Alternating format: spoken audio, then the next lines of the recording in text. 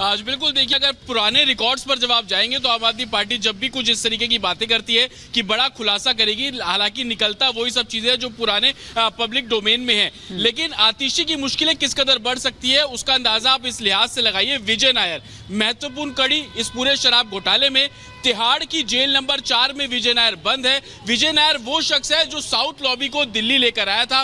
के कविता की मुलाकात और साउथ लॉबी को दिल्ली में के मंत्रियों से उसकी मुलाकात विजय नायर के जरिए की गई। ईडी भी पूरी प्लानिंग से चल रही है। ईडी ने कैलाश गहलोत के स्टेटमेंट रिकॉर्ड किए, विजय नायर को लेकर रिकॉर्ड किए कि विजय नायर कैलाश गहलोत के घर पर रहता था। कैलाश गहलोत को इस पूरी एक्साइज पॉलिसी के बारे में क्या जानकारी है, क्या कैलाश गहलोत ने ही पूरी एक्साइज पॉलिसी लीक की। और उसके बाद जब कैलाश गहलोत बाहर आते हैं तो वो भी विजय नायर का नाम लेते हैं कि उनका विजय नायर से कुछ लेना देना नहीं है। लेकिन अरविंद केजरीवाल ये कन्फेस करते हैं ईडी के सामने कि विजय नायर अरविंद केजरीवाल को रिपोर्ट नहीं करता था, बल्कि आतिशी और सौरभ भारद्वाज को रिपोर्ट करता था। तो जाहिर सी बात है कि ईडी अपना शिकंजा कसने की कोशिश करेगी। लेकिन जतिन, यहाँ पर एक और ये सवाल है कि जब भी जिस नेता का, मंत्री का नाम आता है वो दूसरे का जिक्र कर देते हैं, बड़े खुलासे की बात कर देते हैं। अरविंद केजरीवाल जब ईडी कस्टडी में गए तब उनकी तरफ से कहा गया कि वो कोर्ट में कुछ बड़े सबूत रखेंगे। अब जब आतिशी और सौरभ का नाम आया है तो आतिशी कह रही है कि वो विस्फोटक खुलासा करेंगी। आखिर ये सब चीजें पहले से क्यों नहीं बताई जा रही हैं? जब जिसका नाम आ रहा है वो बड़े खुलासे करने का दावा कर देता है।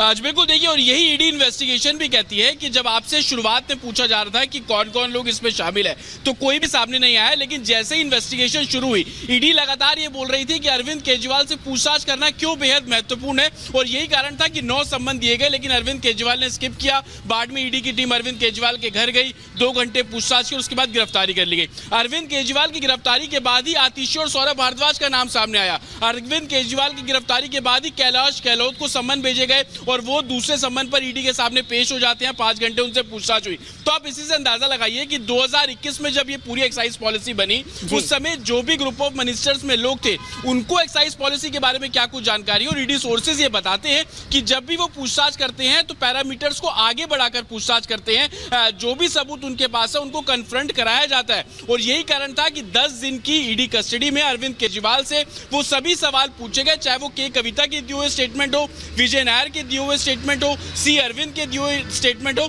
लेकिन अभी विजय नायर का नाम इसलिए भी चर्चाओं में है क्योंकि विजय नायर आम आदमी पार्टी के लिए ही काम करता था। वो सोशल मीडिया मैनेज को कैंपेन करता था। बिल्कुल, बल्कि ये भी सवाल है कि ये भी क्लैरिफाई होना चाहिए कि अगर क्योंकि विजय नायर ने भी अपने पूछताछ में कहा था कि वो रिपोर्ट करता था। रिपोर्ट किस चीज को लेकर करता था? क्या पार्टी फंड को लेकर सौरभ भारद्वाज और आतिशी का कोई लेना देना है?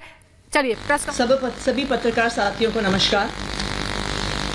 जैसा कि मैंने कल शाम को ट्वीट करके बताया था कि आज एक बहुत ही सनसनीखेज खबर मैं आप सबके सामने रखने वाली हूं। तो मैं सभी मीडिया के साथियों से, देश भर के लोगों को ये बताना चाहती हूं कि भारतीय जनता पार्टी ने मेरे एक बहुत व्यक्तिगत करीबी व्यक्ति के माध्यम से मुझे भारतीय जनता पार्टी ज्वाइन करने के लिए अप्रोच किया। मुझे ये कहा गया कि या तो मैं भारतीय जनता पार्टी ज्वाइन कर लूं, अपना पॉलिटिकल करियर बचा लूं, अपना पॉलिटिकल करियर बढ़ा लूं, और अगर भारतीय जनता पार्टी नहीं ज्वाइन करी तो आने वाले 1 महीने में ईडी द्वारा मुझे गिरफ्तार कर लिया जाएगा।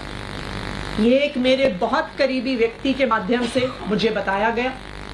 उन्होंने कहा कि प्रधानमंत्री नरेंद्र मोदी जी और भारतीय जनता पार्टी ने अपना मन बना लिया है कि आम आदमी पार्टी को और उसके सभी नेताओं को अब वो कुचलना चाहते हैं, खत्म करना चाहते हैं। पहले उन्होंने आम आदमी पार्टी के सारे शीर्ष नेतृत्व को अरेस्ट करके जेल में डाल दिया। पहले सत्येंद्र जैन जी की गिरफ्तारी हुई, फिर मनीष सिसोदिया जी की गिरफ्तारी हुई, फिर संजय सिंह जी की गिरफ्तारी हुई, और अब दिल्ली के मुख्यमंत्री अरविंद केजरीवाल जी को भी गिरफ्तार कर लिया गया है। अब भारतीय जनता पार्टी का ये इरादा है कि आने वाले 2 महीने में लोकसभा चुनाव से पहले वो आम आदमी पार्टी के 4 और नेताओं को गिरफ्तार करने वाले हैं। वो मुझे गिरफ्तार करेंगे, वो सौरभ भारद्वाज को गिरफ्तार करेंगे, वो दुर्गेश पाठक को गिरफ्तार करेंगे और वो राघव चड्ढा को गिरफ्तार करेंगे। भारतीय जनता पार्टी ने ये उम्मीद करी थी कि अरविंद केजरीवाल जी की गिरफ्तारी के बाद आम आदमी पार्टी बिखर जाएगी, आम आदमी पार्टी टूट जाएगी, आम आदमी पार्टी का मोरल डाउन हो जाएगा, क्योंकि आम आदमी पार्टी का अब सारी सीनियर लीडरशिप जेल में है, हिरासत में है।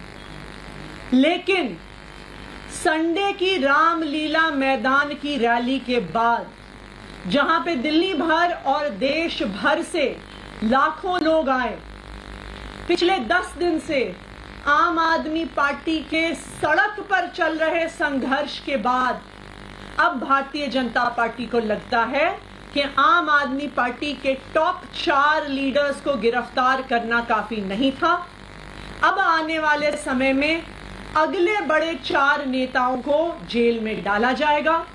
मुझे जेल में डाला जाएगा, सौरभ भारद्वाज को जेल में डाला जाएगा, दुर्गेश पाठक को जेल में डाला जाएगा और राघव चड्ढा को जेल में डाला जाएगा। मुझे ये बताया गया कि आने वाले कुछ ही दिनों में मेरे पर्सनल रेजिडेंस पे ईडी की रेड होगी। ना सिर्फ मेरे घर में ईडी की रेड होगी, मेरे रिश्तेदारों, मेरे परिवार वालों के घर में रेड होगी। उसके बाद हम सब लोगों को समन्स भेजे जाएंगे और समन्स के कुछ ही समय बाद हमें गिरफ्तार किया जाएगा। मैं आज इस मंच के माध्यम से, आप सभी के चैनल्स के माध्यम से भारतीय जनता पार्टी को ये बताना चाहती हूं कि हम आपकी धमकियों से डरने वाले नहीं हैं। हम अरविंद केजरीवाल के सिपाही हैं, हम भगत सिंह के चेले हैं।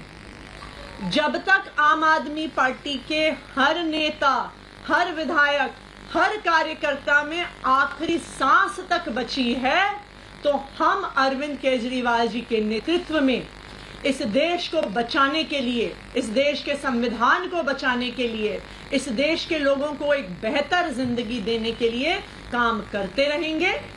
आप चाहे एक एक आदमी को उठा के जेल में डाल दो, आप चाहे एक एक विधायक को उठा के जेल में डाल दो, आप चाहे एक एक कार्यकर्ता को उठा के जेल में डालो, आप हर व्यक्ति जिसको आप जेल में डालोगे उसकी जगह 10 और लोग अरविंद केजरीवाल जी की इस लड़ाई को लड़ने के लिए सामने आएंगे और आपको हरा के रहेंगे। Thank you. क्या आप मानते हैं कल जो वोट में नाम लिया गया उसी कड़ी में ऐसा है?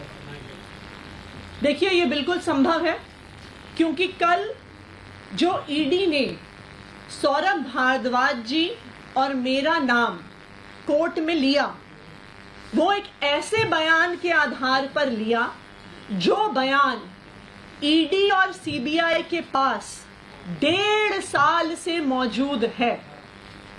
ये बयान ईडी की चार्जशीट में भी है, ये बयान सीबीआई की चार्जशीट्स में भी है। तो आज इस बयान को उठाने का क्या कारण था? इस बयान को उठाने का कारण था कि अब भारतीय जनता पार्टी को लग रहा है कि अरविंद केजरीवाल, मनीष सिसोदिया, संजय सिंह, सत्येंद्र जैन के जेल में होने के बावजूद भी आम आदमी पार्टी एकजुटता के साथ, आम आदमी पार्टी मजबूती के साथ अभी भी जमीन पर लड़ रही है। और जो रामलीला मैदान में रैली हुई, जिस भारी संख्या में लोग आए, जो जन सैलाब आया, उनको अब समझ में आ गया है कि आम आदमी पार्टी की नेक्स्ट लाइन ऑफ लीडरशिप को भी गिरफ्तार करना पड़ेगा। आम आदमी पार्टी के चाहे मुझे, सौरभ भारद्वाज को, राघव चड्ढा को, दुर्गेश पाठक को अब वो जेल में डालने का प्लान बना रहे हैं। मेरा एक सवाल ये है कि आप कह रहे हैं जेल से सरकार चलेगी, लेकिन सीएम जेल जा चुके हैं। ऐसे में जो मुलाकातों की लिस्ट है उसमें कोई कैबिनेट मंत्री नहीं है और तमाम जो प्रोटोकॉल्स हैं चाहे वो किसी फाइल का आगे बढ़ना तो कैसे होगा? क्या सरकार बर्खास्तगी की तरफ बढ़ रही है? कोई कॉन्स्टिट्यूशनल क्राइसिस या आप लोग अदालत से किसी तरह की रेमेडीज मांगेंगे? देखिए, सबसे पहले आप इस बात को समझिए कि लीगली और कॉन्स्टिट्यूशनली दो ही हमारे देश में संवैधानिक और कानूनी प्रावधान हैं इस बात से जुड़े हुए। सबसे पहले रिप्रेजेंटेशन ऑफ पीपल एक्ट ये कहता है कि अगर आपकी 2 साल से ज्यादा कन्विक्शन हो तो फिर आप एक जनप्रतिनिधि नहीं रह सकते हैं, चाहे आप विधायक हो चाहे आप सांसद। अरविंद केजरीवाल का कोई कन्विक्शन नहीं हुआ है। कन्विक्शन छोड़िए, आज तक अरविंद केजरीवाल चार्जशीट भी नहीं हुए। नंबर 1। दूसरी बात, इस देश का संवैधानिक प्रावधान ये कहता है कि कोई व्यक्ति चीफ मिनिस्टर नहीं रह सकता, उसे चीफ मिनिस्टर के पद से इस्तीफा देना होगा अगर वो अपने हाउस की मेजॉरिटी नहीं एंजॉय करता। Arvind Kejriwal enjoys the overwhelming majority of the Delhi Assembly। तो इसलिए अरविंद केजरीवाल के इस्तीफा देने का कोई भी कारण नहीं है। अगर आज अरविंद केजरीवाल इस्तीफा दे देते हैं तो ये भारतीय जनता पार्टी के लिए एक बहुत सीधी और सरल एक एसओपी तैयार कर देती है, एक स्टैंडर्ड ऑपरेटिंग प्रोसीजर तैयार कर देता है। जिस तरह उन्होंने पिछले 8-9 साल में ऑपरेशन लोटस को एक स्टैंडर्ड फॉर्मूला बना लिया है, ये तो उससे भी आसान है। ईडी के माध्यम से prevention of money laundering act में हर विपक्ष के मुख्यमंत्री के ऊपर केस कर दो, उसके बाद उसे गिरफ्तार कर दो और फिर कहो कि संवैधानिक संकट पैदा हो गया है, इस्तीफा दो वरना हम राष्ट्रपति शासन लगाएंगे। इससे आसान तरीका भारतीय जनता पार्टी के पास विपक्ष की सरकारें गिराने का क्या है? दिल्ली में भी अरविंद केजरीवाल की गिरफ्तारी का यही असली कारण है। कल अरविंद केजरीवाल जी को जुडिशियल कस्टडी में भेजा ईडी ने। उन्होंने कहा हमें जुडिशियल कस्टडी चाहिए। क्यों चाहिए आपको जुडिशियल कस्टडी? अरविंद केजरीवाल की गिरफ्तारी के समय ईडी ने कहा कि हम इन्हें गिरफ्तार कर रहे हैं क्योंकि हमें इनसे पूछताछ करनी है, क्योंकि हमने इतने समन्स भेजे और ये समन्स पर नहीं आए तो हम पूछताछ करने के लिए इन्हें गिरफ्तार कर रहे हैं। अब 11 दिन की पूछताछ हो गई, आपने जो जानना था आपने जान लिया। अब आपको अरविंद केजरीवाल को जेल में क्यों भेजना है?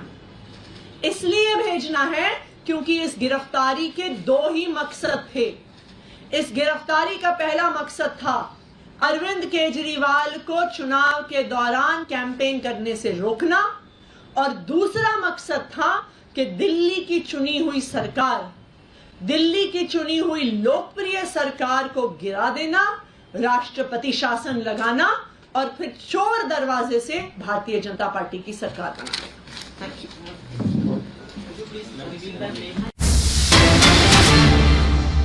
तो बड़ी खबर आपको बता दें, आतिशी ने ये बड़ा दावा किया है कि उनसे संपर्क साधा गया है बीजेपी की तरफ से, उन्हें ऑफर दिया गया है। बड़ा आरोप लगाया, बीजेपी ने मुझे व्यक्तिगत तौर पर यह संदेशा भेजा है। यह भी कहा कि आपके शीर्ष नेता 4 नेताओं को अगले 2 महीने में जेल में डालने की तैयारी है, मेरे घर पर जल्दी ही ईडी की रेड पड़ने वाली है। ये तमाम तरह के बड़े आरोप लगाए गए हैं। हालांकि आपकी तरफ से पहली बार ऐसा नहीं है, इससे पहले भी कई बार कहा जा चुका है कि उनके विधायकों को खरीदने की कोशिश हुई है।